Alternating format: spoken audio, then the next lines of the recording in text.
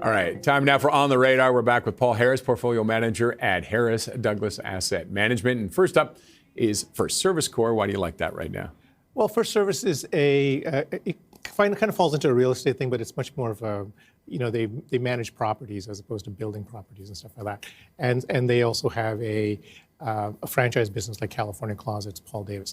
What I like about this company is that they've kind of grown through organically and through acquisition. So although they're a bigger one of the biggest players in that area, in that market space, they also don't have as the market share because there's a lot of mom and pops. So they grow organically. They buy these things. They have a large business in the United States.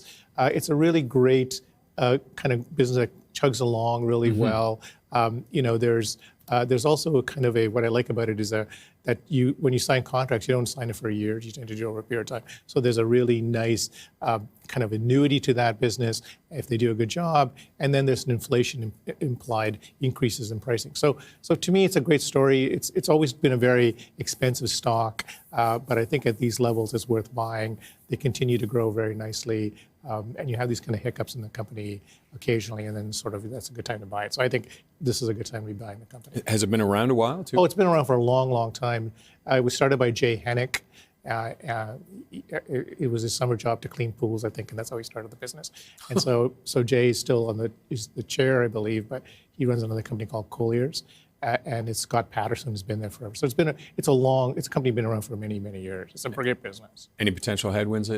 Well, there's always kind of headwinds on this stuff. Do they make a very big acquisition that causes to take on too much? Because acquisitions can be difficult. Do they, pay too much on a multiple basis for a company? I always worry about that. But as a general rule, they've done very good at being strict about acquisitions. They've grown their business nicely. I think it's a great Canadian story that is sort of underappreciated at times. Okay, next up, Adobe. It's one everybody kind of loves to hate right now, don't they? Yeah, so I think most of Wall Street feels that AI is going to take away Adobe's business. I think part of the problem what would happen with Adobe was that they emphasized all these things you can do with AI and hyped it way too much. And so the market overemphasized the top line growth and the bottom line growth.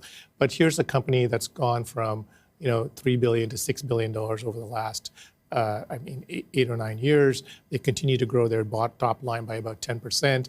They've bought back about well over 10% of their shares. They really are a good compounding machine. And I think that the market is undervalued now what AI can help them with. And so I think that they have the ability to slowly come back and do well here. I think a lot of the products that they offer are still used a lot. And I think in putting AI into that will really help them. I'm not sure that, what they talked about and what they can deliver, they should never have done that because they just made it sound like, oh, this is the greatest thing next to sliced bread. But I think that now that there are people who kind of understand that they're going to be a slow progress. The other thing was that they wanted to make a big acquisition. That acquisition, I think, was called Figma, which is a company that came public recently. They weren't allowed to do that. I think in this administration, they probably would have been able to do that. That would have really helped them a lot, I think. But I think that they are, slowly going to be growing. Like I said, the top line is growing at 10%. They've got a lot of, they're buying back their shares. I think this is a great story at these levels because the market's undervaluing them again. All right, the last one, Zoetis, which is drugs and medication for animals, right? Right. So I've loved the story for a long time. Animal health is a great business. The average animal, from a healthcare perspective, costs about $3,000 per animal. So it's pretty, And so one of the things you like about this stuff is that, as we talked in the break, you may think that, but most people think of their pets as their family.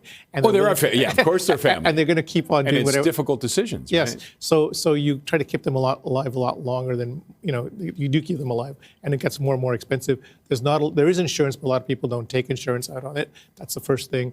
The second thing is a lot of animal drugs are human drugs that they can use. So there's not a lot of, the medical process to get there is much faster, and trials are a lot faster as well. So I think they've got two businesses, pets and livestock. And livestock did really poorly during COVID. And it's like a 5% growth business.